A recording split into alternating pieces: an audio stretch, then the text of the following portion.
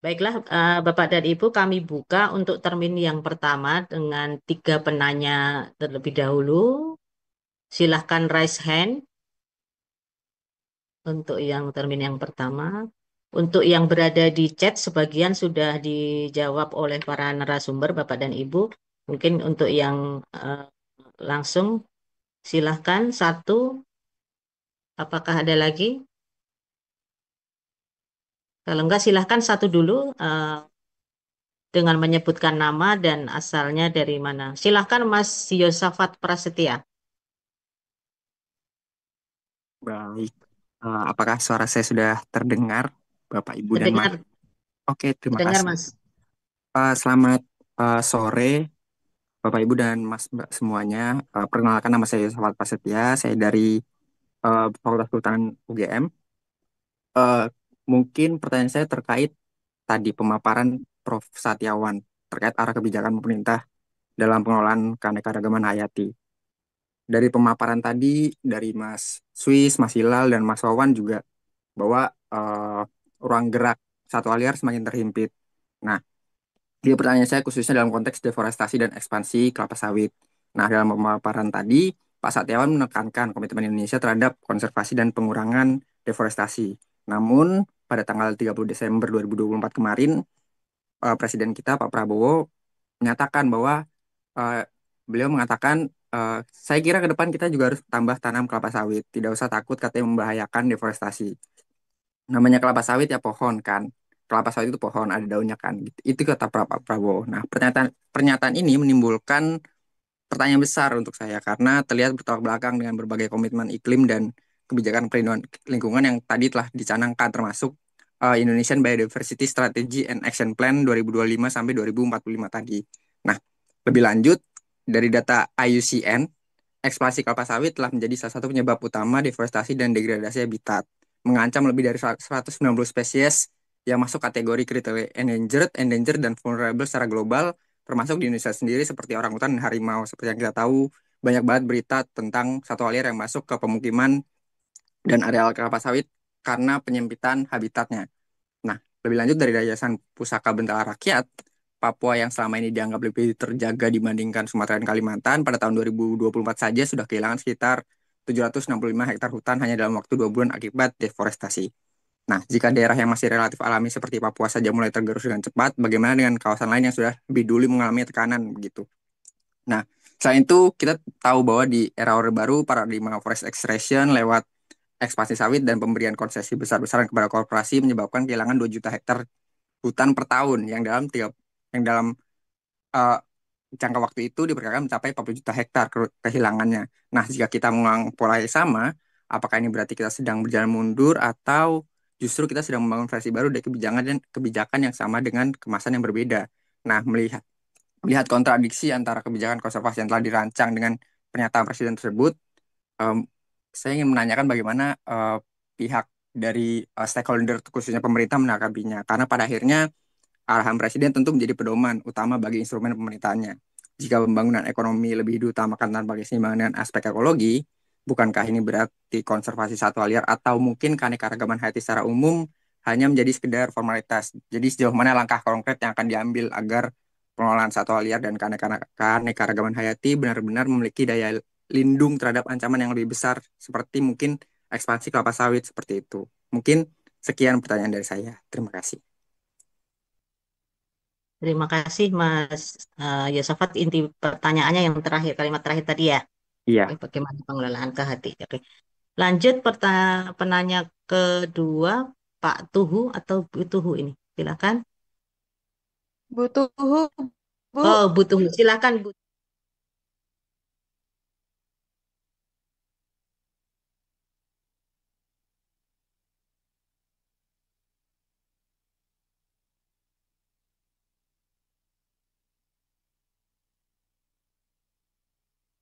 Kita melakukan pelepas liaran, terutama jalak Bali. Untuk yang ada di kami berada di Klaten. Kelompok kami itu adalah Asosiasi Jalur Sukses seperti itu. Jadi yang tadi saya tanyakan kan memang belum terjawab terkait dengan penyakit. Jadi Di tempat kami, kelompok yang kita dampingi itu yang menjadi kendala adalah penyakit nyilet atau cacar seperti itu. Itu kemarin kita mengidentifikasi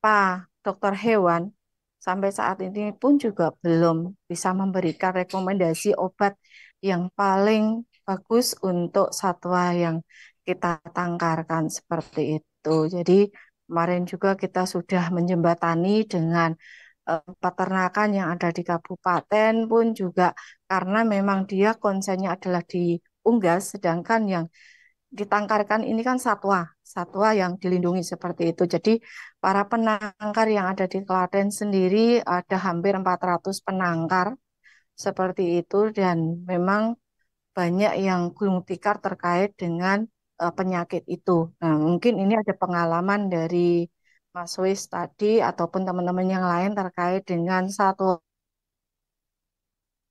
mungkin seperti itu. Kalaupun misalnya diteliti penyakit itu terkadang musiman. Jadi tidak pada saat ini kita datang ada itu tidak. Nah, itu biasanya langsung ada sendiri seperti itu.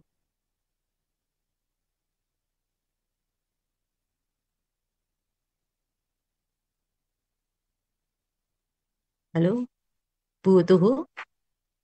J, Bu, sampun Bu. Sampun, oke, Ya, oke. ya. Terima kasih Bu Tuhu. Lanjutnya penantian yang ketiga dari Pak Satata, monggo Pak Kabebes, silakan. Oke, Assalamualaikum warahmatullahi wabarakatuh. Ustaz. Pertama, sebenarnya kalau lewat Zoom ini kurang seru ya. Ini topiknya seru banget ini. Harusnya kita ketemu nih ngopi seru ini. Ada beberapa yang menggelitik saya ya. Ini di samping saya bertanya juga saya ingin gini loh ya. Ini Pak Dirjen sudah pamit nggih? Nggih, Pak Dirjen mendampingi Pak Menteri di Oh, oke. TNGAS. Jadi kebetulan Pak Dirjen KSDA kan alumni dari Fakultas UGM ya. Saya berharap beberapa masukan saya ini nanti bisa didorong oleh forum ke Pak Dirjen biar jadi legasinya beliau gitu loh. Nah, yang pertama gini, saya ingin menyampaikan bahwa waktu saya bertugas di BKSDA Kalteng, tadi sudah saya tulis ya, ini saya ingin penjelasan. Itu ada personil saya yang sebelum bertugas di Kalteng, dia bertugas di Taman Nasional Kayan Mentarang. Dia bersama timnya waktu masuk Kayan Mentarang, mereka melihat kawanan gajah di Kayan Mentarang di Kalimantan Utara. Nah, saat yang pertama, saya ingin minta penjelasan bagaimana ceritanya gajah bisa sampai Kalimantan. Itu. Terus, kalau sudah ada saksinya lebih dari satu orang yang melihat gajah, seharusnya pemangku kewenangan, dalam hal ini Kementerian Kehutanan, harusnya mengambil langkah gitu ya. Entah bikin ekspedisi atau apa yang mengeksplorasi adanya gajah itu. Itu yang pertama. Yang kedua, waktu saya bertugas di Kalteng juga, saya ke Cagar Alam Sapadawung, itu sampai 3 minggu di kawasan, itu saya membawa ahli badak dari Ujung Kulon. Itu ketemu tanda-tanda kehadiran badak. Bahkan masyarakat di sana itu memiliki koleksi cula badak. Meskipun kami nggak ketemu badaknya, tapi masyarakat di sana punya koleksi cula badak. Nah, saya berharap ini cukup menggelitik kita, ya. Katanya kita peduli satwa liar, itu kan. Menggelitik kita untuk mendorong Pak Dirjen, mumpung Pak Dirjen itu alumni Kehutanan UGM gitu loh, biar menjadi legasi beliau, bagaimana info-info ini bisa dikejar gitu loh, bentuk tim khusus dan lain sebagainya. Nah, itu tadi jadi bagaimana bisa ada gajah di Kalimantan, ada badak di Kalimantan, dan tanda-tandanya ada semua. Itu yang kedua. Terus yang terakhir terkait dengan burung Nesia, saya terima kasih ke Mas Wes. saya mengadaptasi ide Burungnesia itu saya terapkan di waktu saya bertugas di Kalbar itu untuk pendataan di cagar alam Kepulauan Karimata. Kita tahu ya kalau di kepulauan itu di perairan itu operasionalnya sangat tinggi dan nggak mungkin saya ngirim tim hanya untuk inventarisasi di pulau-pulau itu nggak dananya nggak akan cukup. Nah di situ saya setelah baca Burungnesia terus saya baca tentang konsep citizen science. Saya ingat, lah ini Indonesia ini kan konsep citizen science. Kenapa tidak di kawasan-kawasan kita yang 24 jam manusianya, masyarakat lokal itu tinggal di situ. Kita latih. Nah, di Karimata, kami sudah melatih nelayan-nelayan itu untuk melakukan pendataan. Jadi mereka memotret, apa, terus ketemunya di mana, titik koordinat di mana, di-share. Waktu itu kita belum pakai aplikasi, masih pakai Google Form. Dan itu sudah jadi laporan ke Pak Dirjen waktu itu di Karimata kami tanpa keluar biaya sudah jadi laporan yang mendata masyarakat. Tapi kami punya tim yang memverifikasi data yang dikumpulkan. Masyarakat kita latih. Nah, itu sudah kami terapkan, mau kami terapkan di Kalteng, sudah kita sudah kerjasama dengan Fakultas Kehutanan tuh untuk menyiapkan aplikasinya Himba. Tapi saya keburu pindah. Nggak tahu itu kok bisa, apakah dilanjutkan atau tidak. Nah, sekarang kami sedang mencoba menerapkan citizen science di kawasan Betung Kerihun. Di masyarakat yang tinggal di dalam itu kita mau ajari, nanti mereka mengambil gambar, ketemunya di mana, koordinatnya nanti oleh tim verifikasi kami dikoreksi ya, diteliti, baru nanti akan jadi laporan-laporan. Nah, beberapa hal itu yang sebenarnya kalau dibahas ini lama ya. Jadi saya terima kasih ke Mas Wes, saya adopsi ide citizen science salah satunya dari Burungnesia. Dan kalau ini ada Pak Dirjen, kita dorong saja semua kawasan Taman Nasional itu, bukan hanya Taman Nasional, semua kawasan konservasi itu hampir semuanya ya, itu ada masyarakat lokalnya. Kalau mereka kita siapkan, kita ajari untuk mengumpulkan data, kita nggak akan banyak-banyak kegiatan event di kawasan, data terpenuhi signifikan. Nah, saya rasa itu yang saya berharap forum ini bisa mendorong Pak Dirjen untuk menjadikan itu sebuah kebijakan terkait dengan eksplorasi tadi satwa-satwa yang tidak biasa ditemukan di Kalimantan kalau ada. Terus tadi yang konsep citizen science itu kalau perlu ada aturan SOP masuk kawasan konservasi. Nah, orang yang mau masuk kawasan harus download aplikasi gitu kan. Nah, nanti begitu keluar harus input data-data yang dia foto-foto gitu. Nah, terima kasih. Mungkin itu masukan saya. Nah, saya berharap obrolan ini nanti disambung dengan ngopi-ngopi bareng lah. Terima kasih. Lanjut. Terima kasih Pak Satata atas pertanyaan dan masukannya. Monggo silakan direspon dulu Bapak narasumber.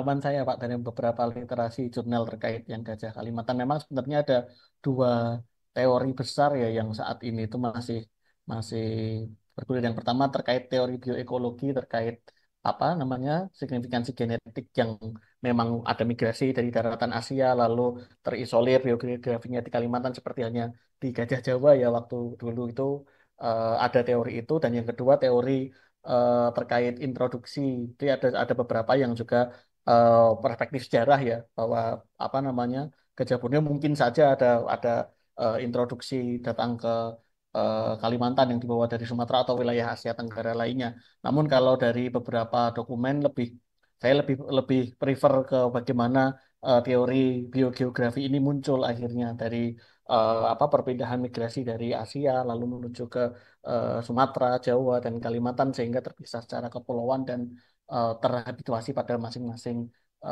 biom yang ada seperti itu. Itu yang paling penting. Nah, mungkin sedikit menambahkan cukup menarik dengan tadi temuan-temuan gajah Kalimantan seperti itu. Pak, kami juga di Bukit 30 tuh kadang hal-hal kayak gitu tuh sering ngulik-ngulik gitu tuh. Maksudnya terutama terkait bagaimana gajah ini punya ancestor road ya, rutenya akan diulang terus. Seperti tadi di peta yang saya buat ada terkait kesesuaian habitat.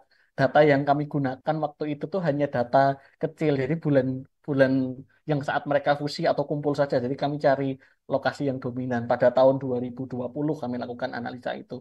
Kami coba validasi selama 1 tahun, ternyata ada rute dia keliling ke Taman Nasional Bukit 30, masuk ke ada satu areal di dalam Taman Nasional yang cukup sesuai. Pada tahun 2022 ada 2 gajah jantan yang ikuti jalur itu untuk keliling lagi masuk ke Provinsi Riau dan kembali lagi ke Tebu masuk ke dalam Taman Nasional. Yang ini yang cukup menjadi peluang riset yang baik ya ketika memang ada peluang-peluang perjumpaan-perjumpaan seperti itu dikaitkan dengan data-data habitat yang ada. Jadi menurut saya itu perlu kayaknya itu perlu ditindaklanjuti banget ya maksudnya hal-hal riset apa namanya findings-findings seperti itu. Karena di Bukit 30 itu banyak orang yang tadi di pertanyaan ada juga yang menyampaikan kenapa kok tidak Bukit 30 menjadi main islandnya.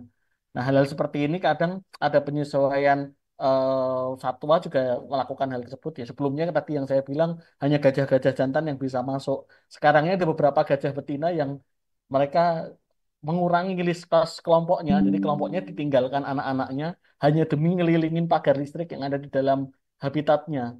Mereka rela untuk masuk ke apa lokasi-lokasi yang terjal hanya untuk makan lalu kembali lagi ke kelompok. Nah, dengan dinamika yang berbagai macam ini, data-data present seperti tadi menjadi kunci untuk kita bisa lihat peluang mana lokasi-lokasi habitat yang masih tersisa bagi gajah Kalimantan maupun gajah Sumatera seperti itu. Mungkin itu Bu Ilmi. Terima kasih Mas Hilal. Monggo Mas Wis, Ya, sepertinya saya cuma dapat satu pertanyaan tadi dari butuh. butuh ya. Ya, saya kira pertanyaannya butuh itu jadi wilayahnya dokter hewan deh untuk menjawab tentang penyakit masyarakat. Iya, Tapi saya, penyakit. tapi saya coba untuk memberikan perspektif yang berbeda, yaitu perspektif dari sisi biologi gitu Bu ya. Saya yakin nanti dari sisi veterinari, dokter hewan pasti berbeda. Tapi saya juga punya teori dari sisi apa biologi. Jadi kenapa ada penyakit baru, penyakit yang macam-macam, musiman dan sebagainya itu kan karena saya kira tubuh tubuh satwa akan selalu merespon terhadap apa yang dia terima, baik secara langsung atau tidak langsung diterima seperti ini. Saya yakin makanan yang diberikan kepada satwa itu pasti juga bukan makanan yang itu natural, alami, bukan menu diet dia seharusnya. Jadi berapa proteinnya, berapa vitaminnya, berapa mineralnya itu kan kita nggak tahu. Semua penangkal di dunia nggak akan pernah tahu berapa diet dia seharusnya dia terima per hari gitu kan. Kita akan berasumsi saja sehingga kasih pur gitu kan, kasih apa, kasih cacing, kasih apa gitulah. Dan kan itu belum tentu memenuhi diet dia. Pertama itu artinya ada input material yang tidak seharusnya dia terima. Yang pertama. Yang kedua, selain selain zat biotik itu yang berupa makanan, ada juga hal yang berupa lingkungan, suhu, kemudian intensitas matahari. Kenapa kok burung itu kalau habis hujan dia harus caring dede itu kan ke apa ke panas. Kenapa kok siang dia harus berteduh dan kalau pagi hari dia jam berapa sampai jam berapa dia kena panas dan sebagainya itu kan ada ukurannya. Kebutuhan dia terhadap input apa input lingkungan terhadap dia berapa apa vitamin D harus dapat dari matahari kelembapan bulunya seperti apa itu kan harus dia tata dan itu terpenuhi di alam ketika itu masuk ke sangkar masuk ke penangkaran kita nggak akan pernah tahu kebutuhan dia seperti apa kelembapannya seperti apa cahaya mataharinya suhunya bahkan dia juga perlu ngisi kipasan kena silir-silir angin kita nggak tahu kan gitu.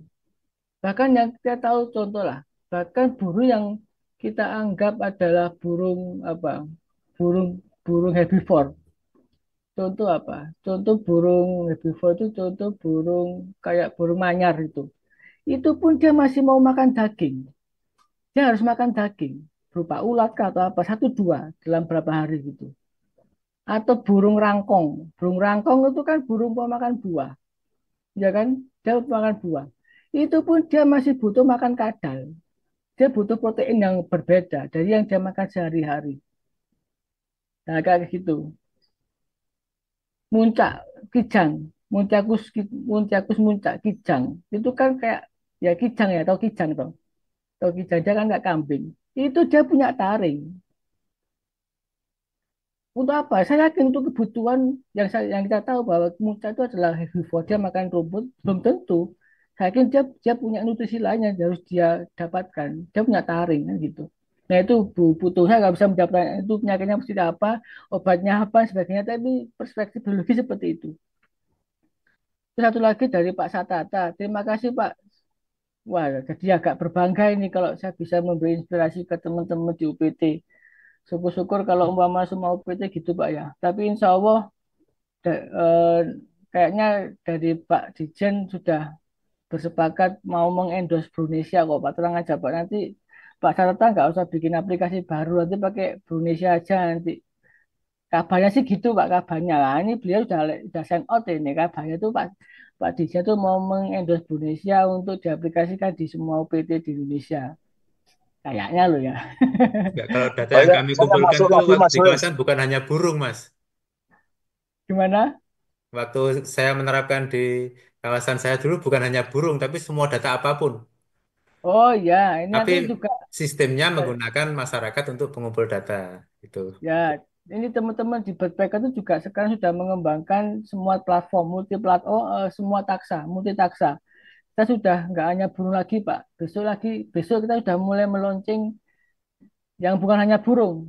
Semuanya sudah, semuanya di atas di atas organisme bersaya tunggal ya. Di atas itu kita capture semua, mulai dari jamur, lumut, cacing, apa semuanya sampai gajah, pohon beringin semua yang gede-gede itu akan kita capture. Insya Allah lah. Semoga nggak semoga apa semoga diberi kelancaran. Kira-kira begitu Pak. Makasih Mas Wis atas responnya. Semoga apa yang diangan-angankan Mas Wis tercapai kita kawal sama-sama ya Mas Wis. Amin. Monggo Mas Wawan mungkin respon terakhir mungkin Saya karena waktunya. ngerespon yang di chat aja Pak. Sebenarnya Iya, yang silakan. di Silakan sini Mas ini Wawan. ini ya yang di chat sudah saya selesaikan semuanya ini. Sudah, sudah ada yang di Sudah, chat sudah sudah. direspon semua ya. Aman Bu, ya, ya. Iya. Bapak dan Ibu ini mengingat waktu juga, ini mesti tinggal 5 menit. Ini saya harus segera mengakhiri sesi ini. Sebenarnya masih banyak. Ini saya kira pertanyaan-pertanyaan dan banyak hal yang harus didiskusikan. Seperti tadi pasaran Pak Sakata perlu ngopi mungkin di tempatnya Mas Wisir ya.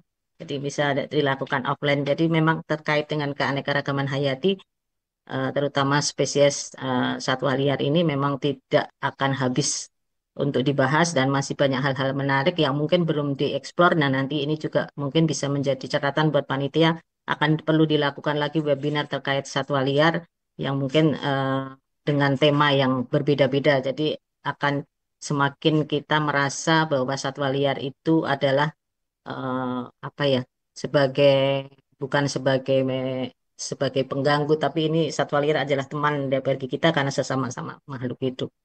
Saya kira mungkin saya tidak akan mengambil kesimpulan dari apa yang disampaikan oleh para narasumber. Nah, saya kira semua peserta bisa mengambil banyak hal dan ilmu sharingnya dari mulai tentang gajah, kemudian burung sampai dengan owa. Mungkin nantinya juga akan ada lagi sesi yang dengan untuk jenis-jenis spesies lain dan apa yang dilakukan hari ini saya kira merupakan bentuk dari peran masyarakat ya dalam konservasi keanekaragaman hayati terutama spesies satwa liar dalam eh, menunjang apa yang menjadi program pemerintah seperti yang disampaikan Pak Dirjen tadi bahwa kita harus menurunkan keterancaman spesies dengan cara menaikkan indeks list spesies red list spesies Indonesia. Saya kira itu eh, kita sampaikan apresiasi dan terima kasih yang banyak kepada para narasumber, Mas Hilal, Mas Wis, dan Mas Wawan. Terima kasih atas waktunya. Semoga lain waktu bisa sharing kembali. Kita kasih aplaus untuk masing-masing narasumber. Untuk selanjutnya, waktu kami kembalikan kepada Mas Galih. Sebelumnya saya sebagai moderator mohon maaf apabila dalam menyampaikan dan membawakan acara ini ada kekurangan, mohon maaf sebesar-besarnya. Terima kasih bagi teman-teman yang menjalankan puasa, selamat menyiapkan buka puasa. Wassalamualaikum warahmatullahi wabarakatuh. Waalaikumsalam warahmatullahi Waalaikumsalam. wabarakatuh. Terima kasih.